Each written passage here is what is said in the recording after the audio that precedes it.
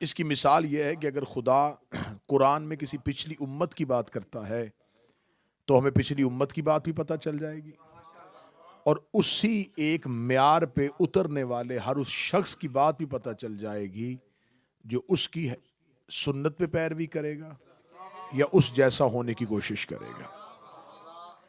खुदावंद मुताल ने एक तज़किरा किया है पहली खिलाफत और पहली हुज्जत हजरत आदम का, और वहां खुदा ने वाज़े तौर पे एक किरदार का नाम लेके बताया है कि जब अल्लाह ने आदम की खिलाफत का ऐलान किया तो मलाइका की महफिल में बैठा हुआ एक जिन, जिसे मलाइका की महफिल में बिठा दिया गया था, उसने अल्लाह की इस हुज्जत की अताअत का इनकार कर दिया था। खुदावंद मुताल ने वाज़े तौर पे बताया कि जब उसने अल्लाह की हुज्जत की अताअत का इनकार कर दिया तो फिर उसने खुदावंद मुताल से अपनी इबादतों के इव्ज़, अपने सजदों की कीमत की सूरत में एक वक्त मुअय्यन मांगा कि मुझे मोहलत दी जाए। तो खुदा ने उसके साथ एक मुआहिदा किया और उस मुआहिदे का जिक्र कुरान में मौजूद है। अब आप ज़हन में रखिएगा कि तज़किरा हज़रत इमाम हसन होने लगा है। खुदावंद मुताल ने इब्लीस से ये मुआहिदा किया कि हम तुम्हें मोहलत देंगे, हम तुम्हें वक्त देंगे ताकि तुम खुल के हमारा मुकाबला करो, लेकिन मैं ये वादा करता हूं कि जो मेरे होंगे वो तेरे नहीं होंगे और जो तेरे होंगे वो मेरे नहीं होंगे। ये मुआहिदा अल्लाह ने इब्लीस से किया, फरिश्तों की महफिल में बैठ के किया, अलैहिस्सलामों की मौजूदगी में किया, और आज भी वो मुआहिदा कुरान में लिखा हुआ है कि हम तुम्हें मोहलत देते हैं एक वक्त तक। ये मोहलत है, माफी नहीं। अब अगर आप जाग रहे हैं तो मैं मौजू से मुसलसल करने के लिए अगला लफ्ज कहने लगा हूं, ये मोहलत थी, सुलह नहीं थी। मालिक हुसैन इन हाथों को सलामत रखे, मेरे आका इन हाथों को सलामत रखे। ये अल्लाह ने बिस्मिल्लाह, ये अल्लाह ने इब्लीस को मोहलत दी थी, सुलह नहीं की थी। आज कोई मुसलमान ये नहीं कहता कि देखिए इब्लीस पे लानत ना करना क्योंकि अल्लाह का उसके साथ मुआहिदा हुआ है। हर कोई कहता है आऊज़ु बिल्लाहि मिनश शैतानिर रजीम, पनाह चाहता हूं मैं शैतान से जो मरदूद है। जब हम सवाल करते हैं शैतान से पनाह किस बात की, जब अल्लाह ने मोहलत दे दी हम भी मोहलत दे देते। कहते वो उसने खुद मोहलत दी है, हमें लानत का हुक्म दिया है। तो अगर तुम्हारा अकीदा इब्लीस के बारे में यह है कि उसने रब होने की वजह से मोहलत दी है, हमें लानत का हुक्म दिया है, तो हसन ने भी यजीद के बाप को मोहलत दी थी, लानत से माफी नहीं दी थी।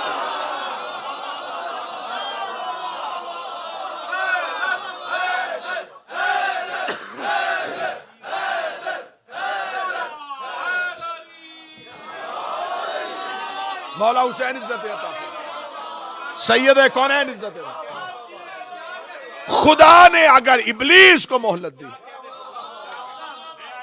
तो इसे मोहलत समझो, सुलह न समझो। अगर खुदा चाहता तो उसके पास ताकत थी वहीं का वहीं इब्लीस को जहन्नम में फेंक देता, लेकिन खुदा ने इब्लीस को मोहलत दी। मोहलत इस वजह से दी, खुदा ने कहा ताकि क़यामत तक के लिए कुफ्र बेनकाब हो। अगर मैं तुझे जिंदा नहीं रखूंगा तो लोगों के दिलों के अंदर मेरी दुश्मनी रहेगी, जाहिर नहीं होगी। लिहाजा मैं अपना इख्तियार जबरन इस्तेमाल नहीं करूंगा, मैं अपने ओहदे का इस्तेमाल ताकत के जरिए नहीं करूंगा। मैं लोगों को इख्तियार दूंगा, तुझे माने या मुझे माने।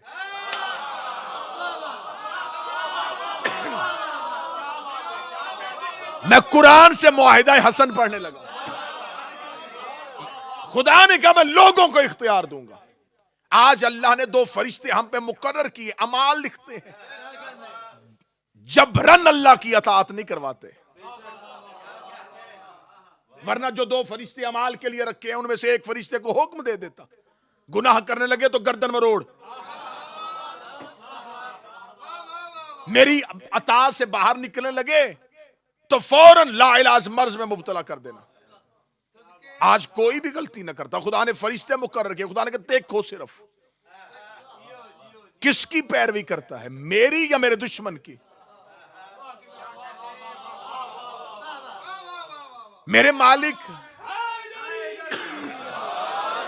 तू हमारा खालिक है, तू हमारा राज़िक है, तू हमें बगैर मांगे हुए इतनी नेमतें देता है, हम तुमसे सवाल भी नहीं करते और तू हम पे इतनी नेमतों की बारिश करता है। हदायत नेमत है, बाकी नेमतों में कमी कर दे, एक नेमत का इजाफा कर दे, वो नेमत ये कर दे कि हमसे गुनाह हो ही ना, हमसे गलती हो ही ना, हमें जबरन अपनी अताअत करवा। जब जबरन करवाएगा थोड़ी देर जबरन करेंगे, फिर आखिर हमें आदत पड़ जाएगी तेरी अताअत की। खुदा ने कहा नहीं, दो चीजें तुम्हारे सामने रहेंगी, अल्लाह भी रहेगा और अल्लाह का दुश्मन इब्लीस भी रहेगा।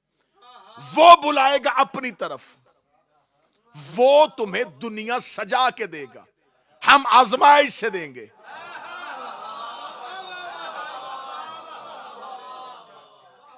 अब तुमने देखना है कि तुम उसके झूठे वादे पे रहोगे या हमारे वादे पे रहोगे। वो तुम्हें कहेगा इसी वक्त दे दूंगा, लेकिन देगा नहीं। लेकिन मैं अपने वादे का, मैं अपने कॉल का पक्का हूं, मैं तुम्हें कहूंगा आजमाइश पे पूरा उतर, हां मैं तुम्हारा अजर महफूज रखूंगा। अब जाहिरन तुम्हें तकलीफ नजर आएगी, लेकिन असल में मैं तुम्हें आखिरी जिंदगी में तकलीफ नहीं होने दूंगा। मैं तुम्हें जन्नत जैसी नेमत दूंगा, मैं तुम्हें कौसर का पानी पिलाऊंगा, मैं तुम्हें मैदान माशर की गर्मी से बचाऊंगा। अल्लाह कहता उसने एक झूठा वादा किया, मैं 1000 सच्चा वादा करता हूं, लेकिन उसकी तरफ ना जाना, मेरी तरफ आना, क्योंकि शैतान दुनिया सजा के देता है लेकिन झूठी, अल्लाह वादा करता है हशर का लेकिन सच्चा। इसका मतलब सच्चे और झूठे में फर्क देखना हो, झूठा दुनिया सजा के देता है, सच्चा आखिरत सजा के देता है। इसीलिए हसन ने शाम वालों से कह दिया था अताअत करनी है तो बेशक करना, इसने झूठी दुनिया सजा के दी है, मैं जन्नत का वादा कर रहा।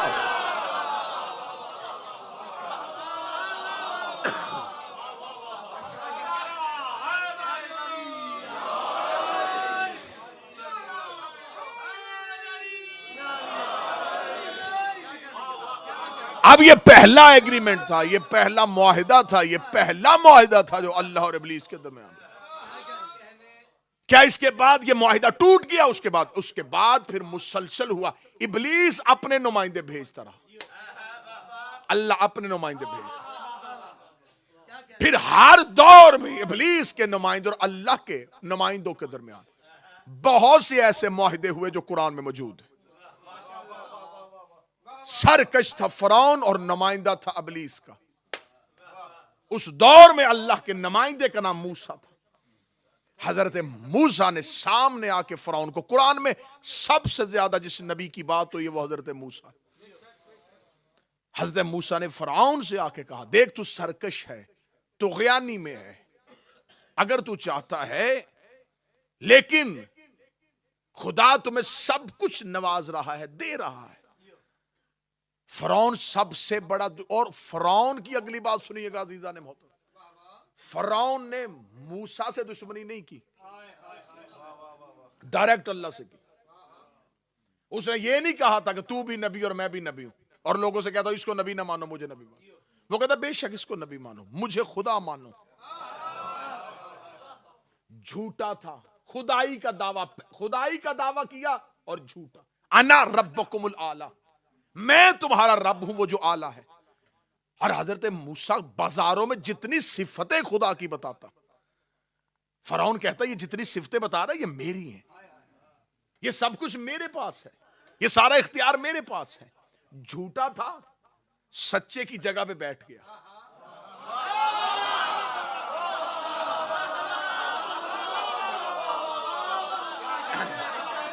था झूठा, बैठ गया सच्चे की जगह पे, और सच्चा खामोश है। मेरे मालिक तेरी जगह पे बैठ गया है, अब निकाल मूसा को, भेज अजाब। फरमाया बैठा रहने दे, इसे पता ही नहीं इस मसनद का तकाजा क्या है। थोड़ी देर बाद खुद ही सयाद उलझेगा अपने ही जाल में। मिंबर खाली हो, पढ़ने वाला मौजूद ना हो, और एक सामने से उठ के कहे मैं पढ़ लेता हूं। अब कोई उसे नहीं जानता और वो मिंबर पे बैठ जाए। अब आपने कहा शायद पढ़ लेता हो, लेकिन वो नहीं पढ़ सकता था। वो मिंबर पे बैठा या सामने से एक बच्चे ने चिट भेज दी। आप हमें बताएं कि शिया वजू का तरीका नमाज में कहां है? अब वो तो पढ़ना जानते नहीं थे, वो खामोश हो गए। फिर उस बच्चे ने पूछा बताएं ना जी, आप बैठे हैं जगह पे तो बैठ गए। अब जब देखा कि मजलिस का माहौल खराब होने लगा तो जनाब किबला नासिर जाफरी साहब उठे और उन्होंने माइक में आके ऐलान किया, उन्हें सिर्फ मजलिस पढ़ने दो, अगर वो पढ़ना चाहते हैं। उनको उठाया और उठाने के बाद मजलिस का माहौल बरकरार रखने के लिए कहा ये छोटे छोटे सवाल बाद में हमसे पूछ लिया करो, हमें पता है कि शिया वजू का तरीका कहां है। अब वो जो झूठा बैठ गया था और उसे पता नहीं था कि इस मसनद का तकाजा क्या है, जब सारे चले जाएंगे तो वो जाफरी साहब से कहेगा शादी अगर आज आप ना होते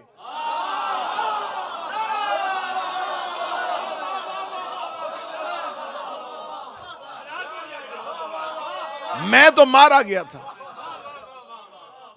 मैं तो शोखी में जाके बैठ गया, मुझे क्या पता था कि कितनी मुश्किल मसनद है। झूठा था, सच्चे की जगह में बैठ गया। अल्लाह ने कुछ नहीं कहा। रिस्क कौन दे रहा है? अल्लाह। सांसें कौन दे रहा है? अल्लाह। नेमतें कौन दे रहा है? अल्लाह। तो कहो अल्लाह से कि तेरी जगह पे बैठा है। तो आज कोई मौलवी नहीं कहता कि अल्लाह ने भी मान लिया था फिरौन की खिलाफत को। मैं तो बड़े सवालों के जवाब दिए जा रहा हूं और आप खामोश। आज किसी मौलाना का कोई क्लिप नहीं आता कि खबरदार फिरौन की खुदाई को बुरा ना कहो। अल्लाह की खामोशी इस बात की दलील है कि अल्लाह उसकी खुदाई पे राजी था, परवरदिगार तो उसकी खुदाई पे राजी नहीं था। तो अगर किसी के पास इख्तियार हो तो वो अल्लाह से पूछे मेरे मालिक तू इस पे अजाब क्यों नहीं भेजता? तो खुदा कहेगा जैसे दो चार और भी बैठ जाए, मेरी रबूबियत में क्या फर्क आएगा? न फरिश्ते इनकी अतात में, न अर्श पे इनका हुक्म चल रहा है, न कारखाना कुदरत के चला रहे हैं, या सूरज ये तलू कर रहे हैं, न इनके इज़्न से गरूब हो रहा है। औकात इनकी क्या है? बसात इनकी क्या है? इख्तियार में इनके क्या है? चंद जाहिलों के या सामने अपने आप को खुदा बना बैठे हैं, तो मैं इनके मुकाबले पे आ जाऊं जो इतना बड़ा निजाम चला रहा है। क्या हुआ? निजाम तो नहीं, मुझसे सूरज का इख्तियार तो नहीं छीना, कायनात का निजाम तो इन्होंने मुझसे अपने हाथ में नहीं ले लिया। निजाम कायनात तो मैं चला रहा हूं। हाँ, चंद जाहिल इनसे सजदा कर रहे हैं, तो अब चंद जाहिलों की वजह से मैं अल्लाह अपना मकाम छोड़ दूं? तो जब अली से भी जाके कहा जाता या अली इनसे आके तक छीन, अली फरमाते मुझसे क्या छीना है? चंद जाहिलों की वजह से अली अपना इख्तियार छोड़ दे।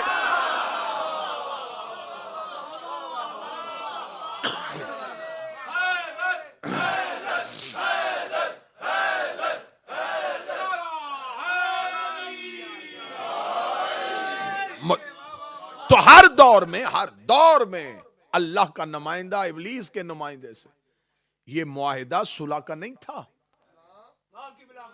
ये मुआहिदा अल्लाह के नुमाइंदे अल्लाह की सुन्नत पे पैरवी करते रहे। इब्लीस के नुमाइंदे इब्लीस की सुन्नत पे पैरवी, क्योंकि अल्लाह के नुमाइंदों का काम है तख्त और राज नहीं। अगर अल्लाह के नुमाइंदों का काम बादशाहत होती तो किसकी जुर्रत थी कि वो यूसुफ को कैद करे? किसकी जुर्रत थी वो मूसा को मुसाफरत में रखे? अल्लाह अपने हादियों के जरिए अपनी कौमों की आजमाइश लेता रहा। अल्लाह अपनी हुज्जतों के जरिए से, हुज्जतों की आजमाइश नहीं थी। मैं फिर जुमला कह रहा हूं, जुमला तकरीर का कीमती तरीन जुमला है। नबी कैद में हो तो यह नबी की आजमाइश नहीं, उस दौर की उम्मत की आजमाइश है। अब अगर आपने ये जुमला इतनी खूबसूरती से सुनिया है तो फिर हुसैन का वास्ता अगला जुमला भी सुनना। अगर इमाम गैबत में है तो इमाम की आजमाइश नहीं है,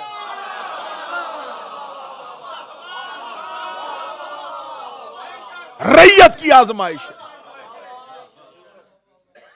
वरना किसी भी हुज्जत पे कैद, सऊबत, तकलीफ हुज्जत के लिए नहीं होती।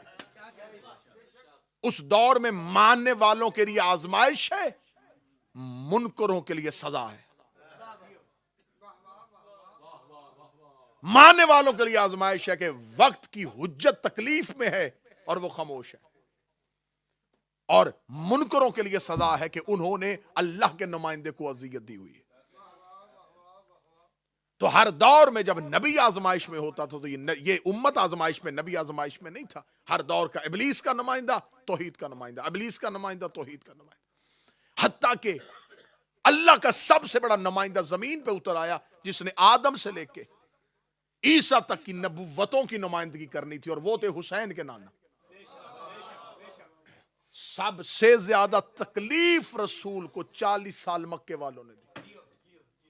अजियतें, कांटे, कौन सी ऐसी तकलीफ है जो मेरे नबी को नहीं दी गई? जिला वतनी सबसे बड़ी तकलीफ होती, रसूल ने दी। लेकिन एक ऐसा वक्त आया कि रसूल को मक्के के कुफार के साथ एक मुआहिदा लिखना पड़ा।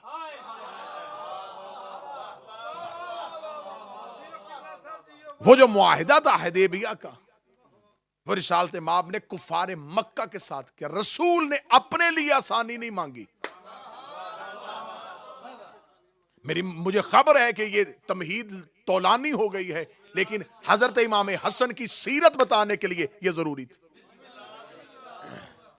आज जिसे तारीख में लिखा जाता है सुलह हुदैबिया, ये रिसालत माब सल्लल्लाहु अलैहि वसल्लम की कुफार के साथ,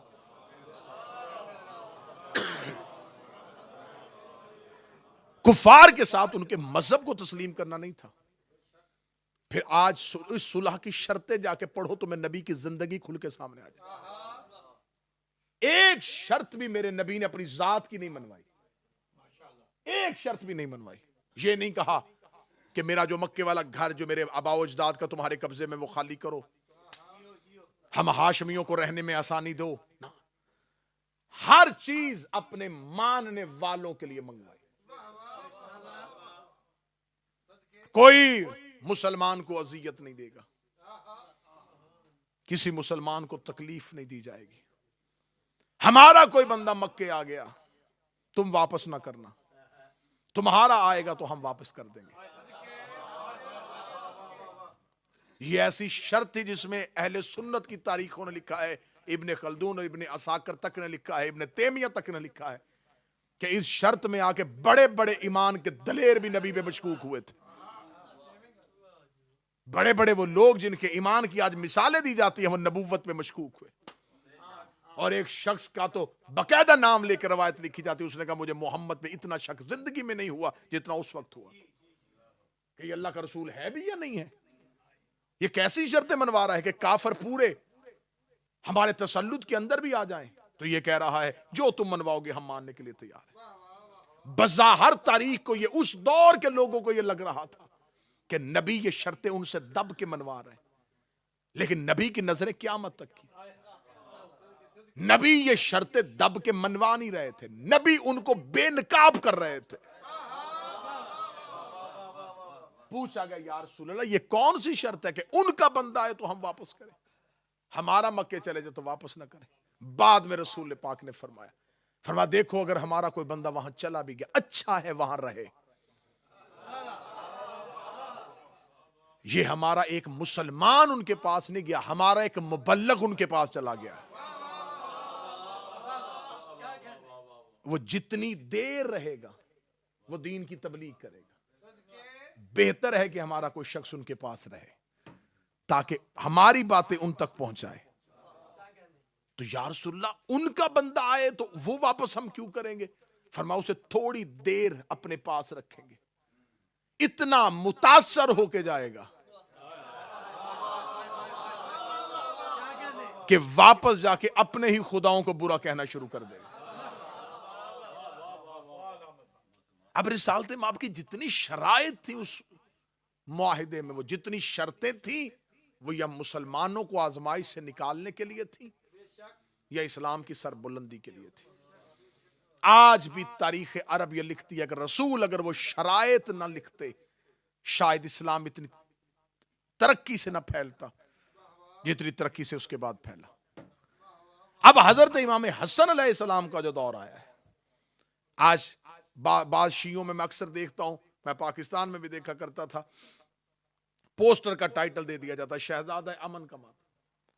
यह लफ्ज इमाम हसन के लिए ना मखसूस किया करो, यह दुश्मन की तारीख है, यह शिया तारीख से लफ्ज नहीं लिया गया, यह दुश्मन की तारीख से लिया गया। दुश्मनों ने हजरत इमाम हसन का जब नाम लिखा था उसके आगे लिखा था शहजादा अमन, कि ये अमन चाहते थे, ये कौम में तफरीक नहीं चाहते थे, ये मुसलमानों में लड़ाई नहीं चाहते थे। लिहाजा ये दुश्मन की तारीख का लफ्ज है जो आहिस्ता आहिस्ता शियों की तारीख में आ गया कि शहजादा अमन। वरना इमाम हसन वही चाहते थे जो हुसैन चाहते थे। बहुत सी चीजें ऐसी होती हैं जो गलतुल आम होती हैं और फिर अकीदा बन जाती है। गलतुल आम चीज को वक्त पे ना रोका जाए तो 2 नस्लों के बाद वो अकीदा बन जाती है। हमारे मिंबर से बयान किया जाता है कि हजरत अब्बास लड़ना चाहते थे और हुसैन चाहते थे ना लड़े। ये गलत जुमला है। ये किसने कहा है कि अब्बास वो चाहते हो जो हुसैन ना चाहते हैं?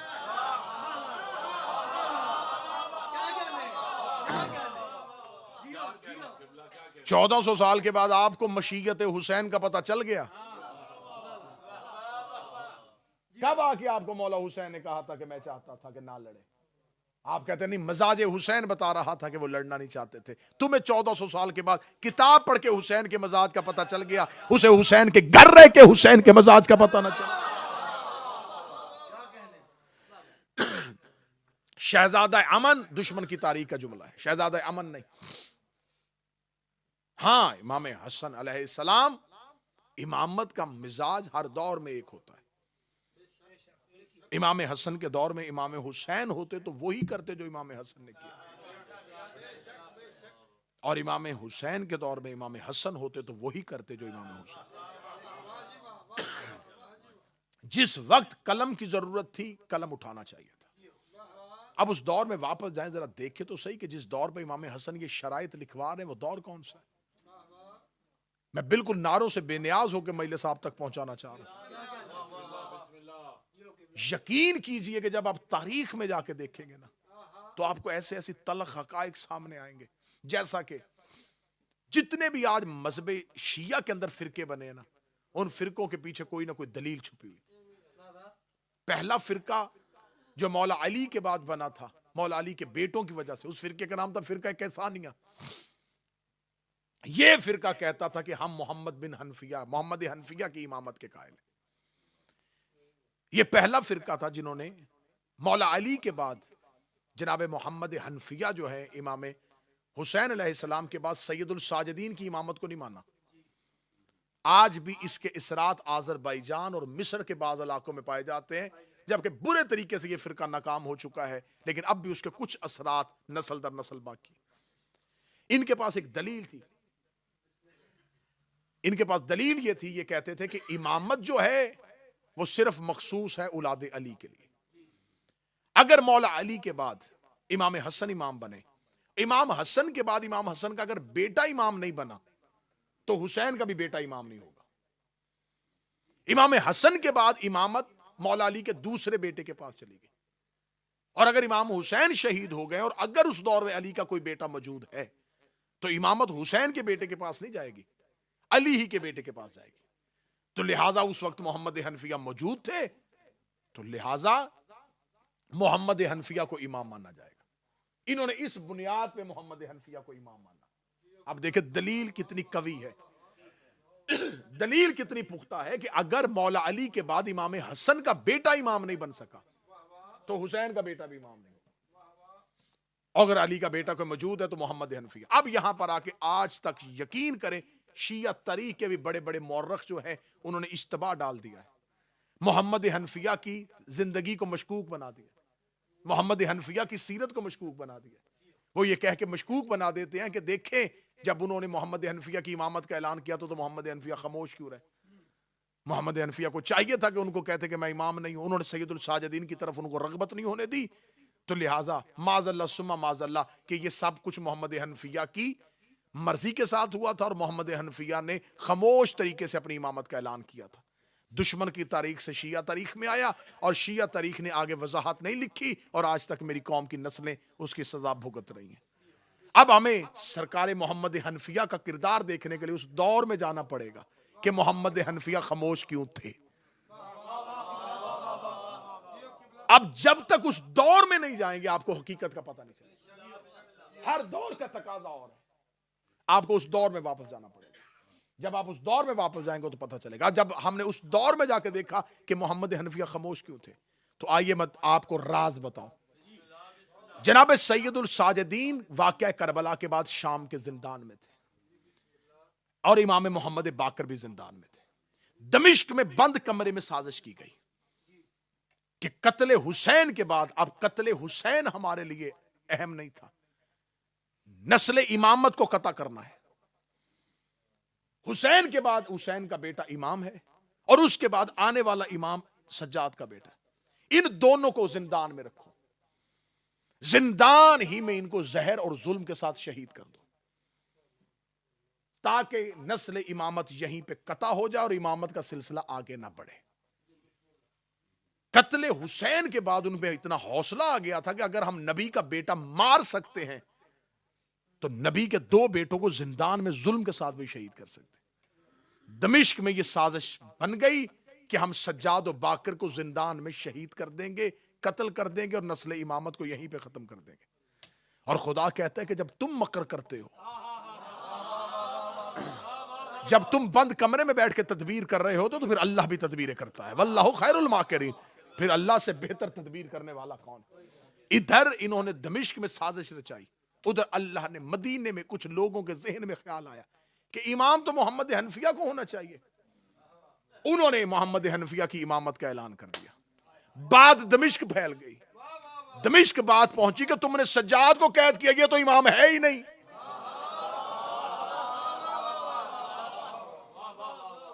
अगला इमाम तो ये है ही नहीं, अगला इमाम तो अली का तीसरा बेटा है। और उसने मदीने में तैयारी कर दी और लोगों ने उसकी इमामत का ऐलान कर दिया और वो कत्ले हुसैन का बदला लेने के लिए आ जाएगा। अब उनकी निगाहें सज्जाद से उठ के मदीने चली गई। सज्जाद महफूज हो गए।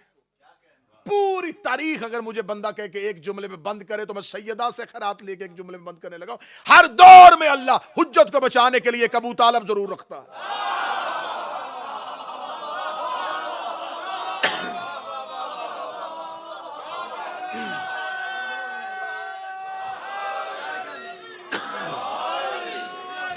हर दौर में एक अबू तालिब जरूर। आज तक हजरत अबू तालिब पे तारीख मशकूक है कि कलमा नहीं पड़ा था। वाज़े ऐलान कर देते मोहम्मद की जान खतरे में थी, वाज़े ऐलान नहीं किया। ऐसी ऐसी ये मजलूम शख्सियात हैं कि इन्होंने तारीख के भोंडे अल्जाम अपने सर पे ले लिए लेकिन हुज्जत को महफूज रखा। हजरत अबू तालिब चाहते खुल के ऐलान कर देते, हजरत अबू तालिब ऐलान कर देते, रसूल उसी दिन कत्ल हो जाते। बज़ाहिर ऐलान नहीं कर रहे लेकिन मोहम्मद को बचा रहे हैं। आज तारीख की मजलूम तरीन शख्सियत है अली का बाप, लेकिन सबसे बड़ा एहसान उसी का है। मोहम्मद हनफिया आज तक तारीख में मजलूम है। शिया मिंबरों से कब बात की जाती है मोहम्मद हनफिया की? इसलिए कि वाकयात ही कसरत के साथ नहीं मिलते। जो वाकयात हैं उनको भी मशकूक बना के पेश किया गया। जनाब मोहम्मद हनफिया मदीने में बैठ के सैयदुल साजिदीन की शाम में हिफाजत कर रहे हैं। लेकिन अब ये देखिएगा, अब हिकमत देखिएगा, ये ना समझिएगा कि ये तोलानी हो गई, ये लंबी हो गई और मसलहत तोलानी हो गई। नहीं, मौके का इंतजार किया। सैयदुल साजिदीन वापस मदीना पहुंच चुके, मदीना में आ चुके। अब मदीना इस काबिल हो गया है कि अब मदीने पे हमला नहीं हो रहा और ये जुबैर का खानदान और अफवाज यजीद आपस में एक दूसरे के साथ जंग की हालत में हैं। अब मोहम्मद हनफिया को मौका मिल गया कि अब सज्जाद की इमामत का ऐलान होना चाहिए। अब हज के दिन आ गए और हज पे सैयदुल साजिदीन भी चले गए और मोहम्मद हनफिया भी आ गए। चचा भी पहुंच गया, भतीजा भी आ गया। मोहम्मद हनफिया की इमामत के कायल भी आ गए, सैयदुल साजिदीन की इमामत के कायल भी। अब आ गया खुतबा हज, और खुतबा देता है वक्त का इमाम।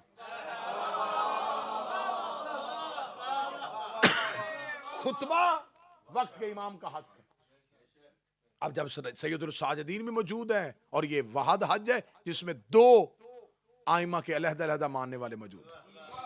मोहम्मद हनफिया के मानने वाले कहें हज का खुतबा तो मोहम्मद हनफिया ही देंगे, सैयदुल साजिदीन के मानने वाले के नहीं, ये खुतबा हक जो है वो अली इब्न अल हुसैन का। इससे पहले के दोनों गुरु आपस में लड़ते, मोहम्मद हनफिया ने कहा देखो फैसला हम करते हैं, और तारीख ने कहा ये जुमले सैयदुल साजिदीन की तरफ से नहीं मोहम्मद हनफिया की तरफ से कहे गए, क्योंकि इल्जाम मोहम्मद हनफिया पे था ना, खामोश रहे तो खामोशी का बुत भी मोहम्मद हनफिया नहीं तोड़ा। अगर ये पेशकश सज्जाद करते तो आज फिर तारीख मशकूक कर देती। देखा सज्जाद ने बचाया, मोहम्मद हनफिया ने खुद ऐलान किया, उन्होंने कहा देखो इमामत तुमने नहीं चुनना कि किसने है, इमाम बनाना तुम्हारा काम नहीं, अल्लाह का काम है। हमने सिर्फ यही फैसला करना है कि अल्लाह किसको इमाम बना चुका है, मुझे या इसे। तो फैसला तुम अपनी तलवारों से क्यों करने लगे हो? तुम्हारे पास क्या हक है? तुमने अल्लाह का मशवरा देखना है ना कि अल्लाह ने किसे मनाया है, तो अल्लाह के अम्र का इंतजार करो। उन्होंने कहा कैसे इंतजार करें? फरमाया मैं भी हजर अस्वद को सलाम करता हूं। सज्जाद भी हजर अस्वद को सलाम, जिसके सलाम का जवाब हजर अस्वद दे दे वो इमाम होगा। ये कह के मोहम्मद हनफिया ने हजर अस्वद को सलाम किया, हजर अस्वद खामोश रहा।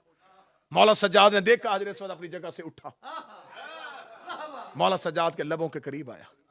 मोहम्मद हनफिया गए अपने मकाम से, अपनी पीछे से अबा उतारी, जनाब सज्जाद देख के दोनों हाथों के बिठा गया, हाज़ल इमाम। अब सतर कहूं, अगर आप ज़हनी तौर पे तारीख के इस जंगल में आ चुके हैं, मोहम्मद हनफिया ने सज्जाद की गदीर का इंतजाम किया।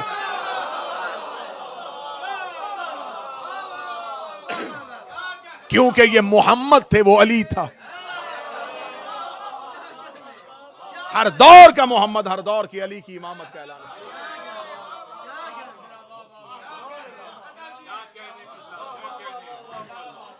तारीख की मजलूम तरीन शख्सियत जनाब जैद बिन अली बिन हुसैन, मजलूम तरीन शख्सियत। मौला सैयदुल साजिदीन के बेटे जैद तारीख के मजलूम तरीन शख्सियत। सबसे ज्यादा तारीख के मुअर्रख ने रवायतों पे और उस दौर के दुश्मनों ने तलवारों से जख्मी जैद को किया। लेकिन आप जनाब जैद के लिए किताबें खामोश, मिंबर खामोश और गुफ्तगू नहीं हो रही। आज भी जनाब जैद के क्याम को एक फिरका है, फिरका जैदिया, कि देखे जी मौला सज्जाद के बाद मौला इमाम ज़ैनुल आबिदीन के बेटे जैद जो थे उन्होंने क्याम किया है, तो लिहाजा इमाम मोहम्मद बाकर की बजाय जनाब जैद जो है वो इमामत के सही हकदार है। उस दौर में, उस दौर के मोहम्मद बाकिर थे और अली जैद थे। कोई एक मजलिस हो पूरी 1 घंटा और एक खमसा हो तो जनाब जैद पे पढ़ा जाए। जनाब जैद हाशमियों का वो बहादुर था, इसने शाम वालों को तारीख बता के हमला किया था। मैं फिर जुमला कहने लगा, कूफे में तारीख बता के हमला किया था। ऐसा इस्लाम की तारीख में, बल्कि इंसानियत की तारीख में ऐसा कोई फाते नहीं है जिसने ऐलान किया था कि कूफे की दीवारें जितनी ऊंची करनी है करो, मैं यकम सफर को हमला करने लगा हूं।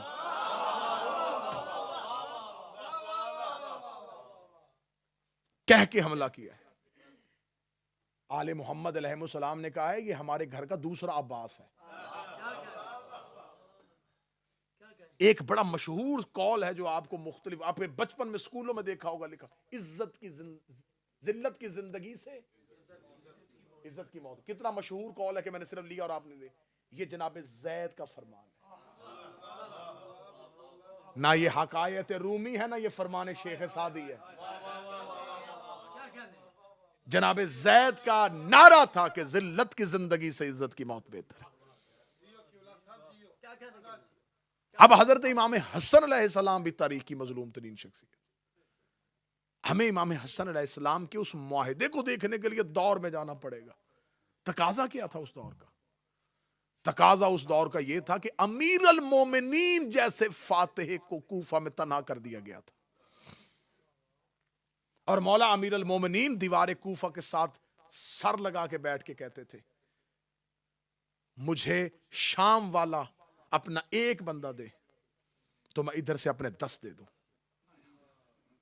क्यों? मौला ने फरमाया वो एक हो के अपने लीडर को इतना मानते हैं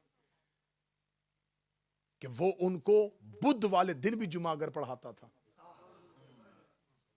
इस बात को हम हमेशा मिंबर पे इस अंदाज में पेश करते हैं कि हम उसकी इस बात पे उसको तज़हीक का निशाना बनाते हैं। ये देखे कितना पागल था, बुध वाले दिन जुमा पढ़ाता। लेकिन इसमें इबरत यह है कि उसके मानने वालों ने अपने पेशवा को इस कदर मान लिया था कि वो अपने मानने वालों का ईमान देखने के लिए वो ऊंटनी को दरबार में खड़ा करके उनसे कुरान पे कसम ले लेता था कि ये ऊंट है, और वो दे देते थे। वो बुध वाले दिन कहता था जुमा पढ़ो, वो पढ़ देते थे। और अली के पास आकर रोज पूछने वाले, अली के लश्कर में उठने वाले पूछते थे, बता अली ये जो तू तलवार उठा रहा है ये अल्लाह की तरफ से है या तू अपनी जाती तरफ से उठा रहा? मौला अली का एक जुमला तारीख के सीने पे ऐसा लिखा हुआ है कि उस जुमले से लहू टपक रहा है। अली कहते हैं कि अली के लिए सबसे मुश्किल तरीन वक्त वो था जब अली को हिंदा के बेटे के साथ मुकाबल किया जा रहा था। मौला अली फरमाते मेरे लिए मुश्किल तरीन लम्हात जिंदगी के ये थे कि दुनिया मुझे और मुआविया के आपस में तकाबुल कर रही थी कि किसको चुने। कहां मुआविया कहां अली, ये थी उस अहद की मजलूम तरीन शख्सियत। तो मौला अमीर अल मोमिनीन को जब तन्हा कर देने के बाद मौला अमीर अल मोमिनीन को कूफा में, उसी कूफा में शहीद कर दिया जाता है, और अब इमामत आ गई है मौला हसन के पास। अब इमाम हसन से कहा जाता है तलवार निकाले। मौला हसन देख के कहते अगर तलवार निकालनी थी तो बाबा के साथ सफीन में क्यों धोखा किया? तलवार निकालनी थी तो मेरे बाबा को नहरवान में क्यों अकेला किया? अब इमाम हसन समझ गए थे कि अब फैसला तलवार नहीं करेगी, अब फैसला मैदान नहीं करेगा, फैसला हिकमत करेगी। इमाम हसन अलैहिस्सलाम ने इलाही नुमाइंदा होने की हैसियत से जैसे अल्लाह ने मुआहिदा किया था, और ये मिंबर के पे हाथ है, मुझे जितनी इसमें बहस करवाना चाहो हम करने के लिए तैयार हैं कि इमाम हसन ने बिल्कुल वही लफ्ज पढ़े थे। हसन ने शाम वाले से कहा था मैं तुम्हें मोहलत देता हूं।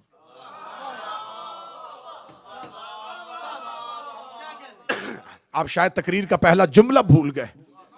अल्लाह ने इब्लीस से कहा था मैं तुझे मोहलत देता हूं। दूसरी बार यह जुमला हसन ने दोहराया तहरीर की सूरत में, मैं तुम्हें मोहलत देता हूं, मजमा बोल के हक अदा करना। तीसरी बार, पहली बार अल्लाह ने अर्श पे कहा था, दूसरी बार हसन ने तहरीर में कहा था, तीसरी बार हुसैन ने करबला के टीलों पे कहा मैं तुम्हें एक रात की मोहलत देता हूं।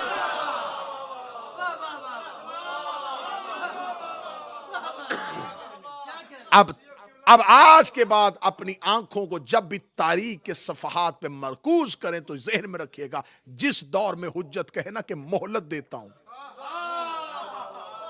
तो समझ लेना जिससे को दे रहा है वो इब्लीस का नुमाइंदा है, क्योंकि ये लफ्ज मोहलत देना ये इलाही नुमाइंदा उसी दौर में इस्तेमाल करता है जब सामने नुमाइंदा इब्लीस मौजूद। तो अब अगर हर एक अल्लाह ने कहा मोहलत देता हूं, आदम ने कहा मोहलत देता हूं, नूह ने कहा मोहलत देता हूं, सिर्फ क्योंकि वक्त बिल्कुल बीत गया, वरना लफ्ज मोहलत ही अगर पढ़ा जाता किस किस नबी ने किस किस को मोहलत दी, और लफ्ज मोहलत कुरान में कहां कहां इस्तेमाल हुआ।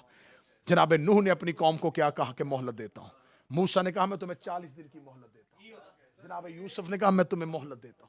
मोहलत का लफ्ज जहां जहां नबियों ने इस्तेमाल किया था उस दौर में, अब हर एक मोहलत दे रहा, मोहलत मोहलत मोहलत मोहलत। इमाम हुसैन ने कहा मोहलत देता हूं, सैयदुल साजिदीन ने कहा मोहलत देता हूं, इमाम मोहम्मद बाकर ने कहा मोहलत देता हूं। अब मुझ पे सवाल करो तकरीर के आखिर में कि आप हमें बताएं कि अल्लाह से लेके अस्करी तक हर कोई मोहलत दे रहा है। मोहलत दी जाती है एक वक्त मालूम की,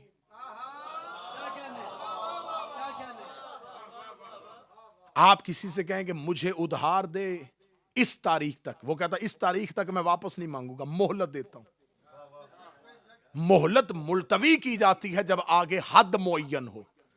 जब तक हद ना हो लफ्ज मोहलत का इस्तेमाल ही नहीं हो सकता। अल्लाह ने अबलीस से कहा मोहलत देता हूं, नूह ने कौम से कहा मोहलत देता हूं, इब्राहिम ने कौम से कहा मोहलत देता हूं, मूसा ने कौम से कहा मोहलत देता हूं, अली ने कहा मोहलत देता हूं, हुसैन ने कहा मोहलत देता हूं। पूछो तो सही, ये हर दौर में अल्लाह से लेके हर नुमाइंदा मोहलत किसे कहता रहा? इमाम से पूछा गया ये मोहलत किसे कहते हैं? फरमाया मोहलत है हमारे आखिरी बेटे के ज़हूर का नाम।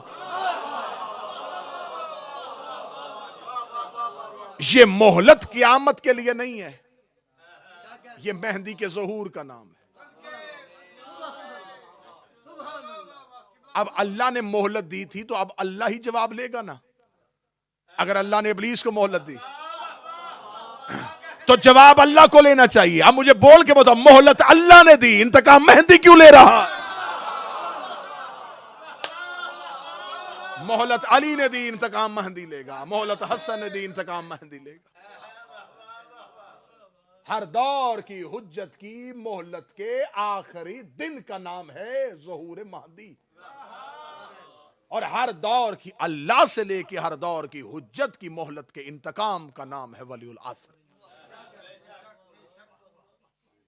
तो जब इमाम हसन ने अपने बचाने वालों के लिए मोहलत दे दी, मोहलत देता हूं, तो आज कोई यजीद ज़ादा ये ना समझे कि अगर हसन ने मोहलत दी थी तो हम उनको तस्लीम कर लें।